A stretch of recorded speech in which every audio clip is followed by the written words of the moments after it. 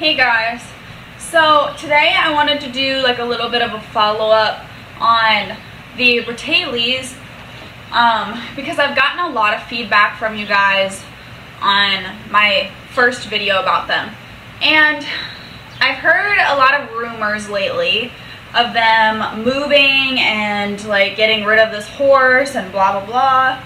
Okay, so I wanted to just talk about some of the comments you guys left on my first video that I did talking about them. So, wow, that video was 2 months ago. So, let's see here. So, okay, I'm going to read a comment that was left on that video. It says, "She has no desire to be in the horse world forever. She does gymnastics and it's totally just a phase. I've seen a bunch of her videos and she doesn't ever talk about them until now, so now she doesn't care at all. I've worked so hard to get my horse." Yeah. I'm not being mean, but you say if she is really wanting to learn to be with horses, she doesn't want to learn about horses. She doesn't go feed her horse and exercise her horse. Her parents hire someone to do everything. So what kind of a bond is that? So I've actually gotten a lot of comments similar to this on that video, where a lot of people are just saying basically like, well, I had to do all of this to get my horse. Well, I had to do all of this research and I had to start out like this. It seems like a lot of people, and I'm not saying everyone, but it seems like a lot of the people I've seen comment, and not just this person, like multiple people, are kind of like, I don't want to say jealous, but they're like angry because this girl got a different start and an easier start than they did.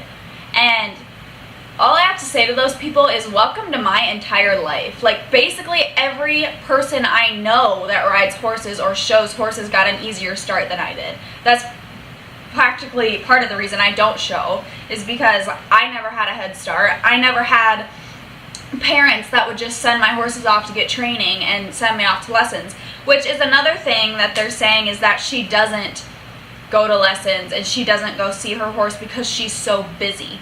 And what I was saying in that video is that, yes, I understand she's super busy, and I preached in that video she can make it work if she wants to. Now, I'm not saying that like, yeah, she does want to. I don't know her. I don't know if she does or not. But from what you guys are saying, it sounds like she doesn't really. She's not putting in the time. And my thing is that she's young, and when I was her age, I didn't want to put in the time either. I was lazy and didn't feel like doing anything. But what my parents told me was, you're either going to go work with those horses or I'm selling them. Because her parents obviously bought her the horse. She didn't buy that freaking horse herself. And so I wish her parents would be a little harder on her. Like, I get she's really busy, but I feel like they should, if she seriously has absolutely zero time for her horse, like she can't even go out there on the weekends, then I wish her parents would be like, you're either going to pick the horse over something else, or you're going to have to quit something to make time for your horse, or we're going to sell the horse. And honestly, if she's not going to make time for it, maybe that's the best option, to just sell the horse to somebody that wants to put in the time with it. And yeah, I feel bad for the horse because it went through all this process of getting a new home and it barely knows its owner.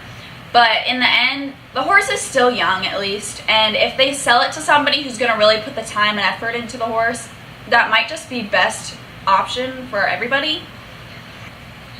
Somebody said, this girl's homeschooled because she doesn't have time for regular school. How the fuck does she have time for a horse?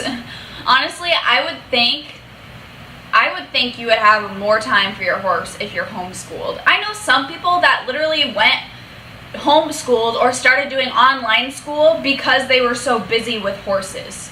And seriously, those people are the luckiest freaking people, honestly. Like, my parents would have never done that. They were like, nope, school comes first, your horse can wait later, you're going to school, sorry. Like, that was my parents.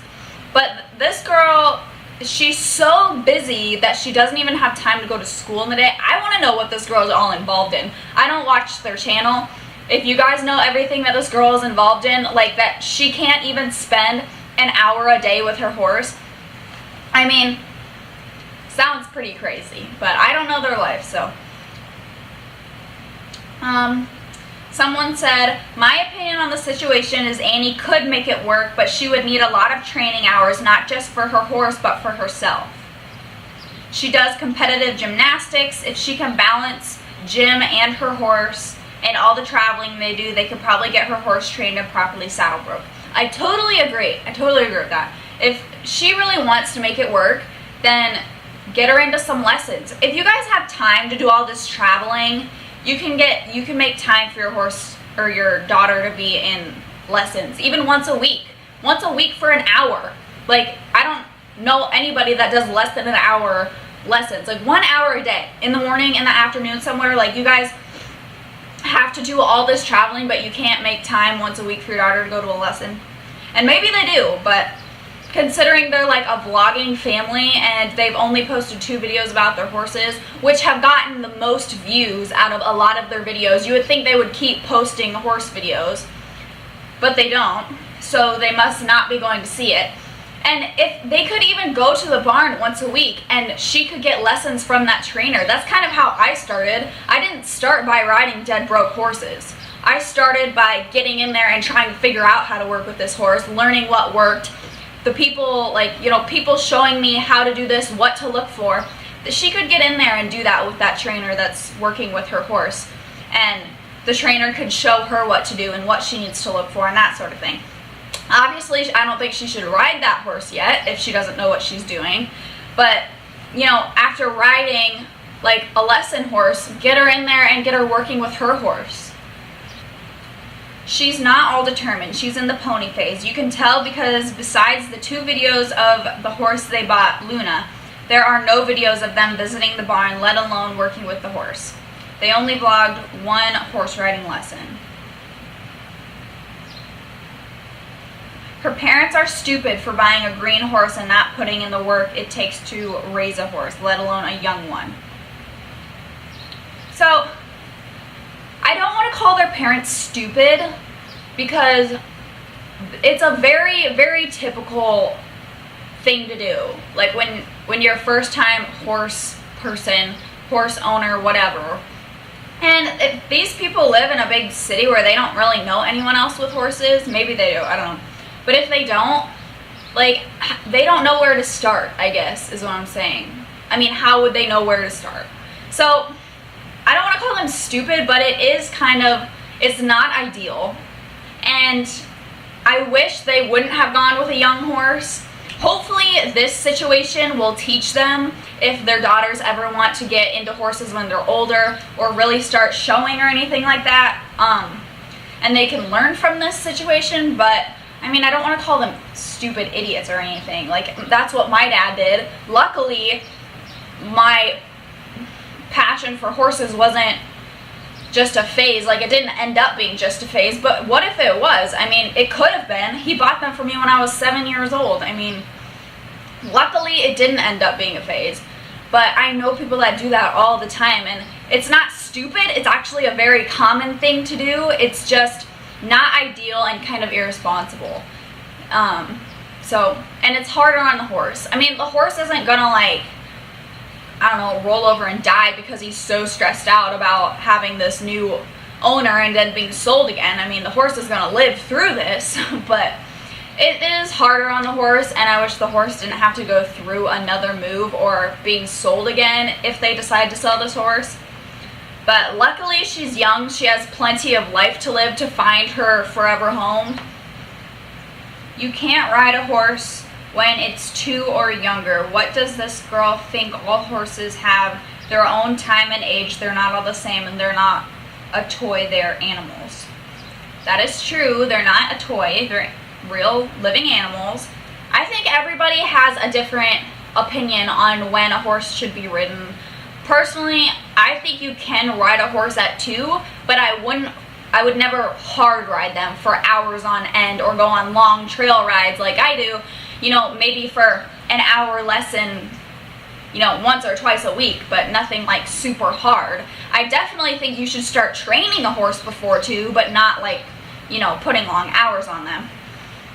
So this horse, I've seen videos of Bratayley's horse, and she looks like a decent sized horse, and from what I've seen from the training videos, I think they're doing a pretty good job, or her trainer is doing a pretty good job with her training so far from what I've seen. Who knows where this horse is at now, if they're riding her or not.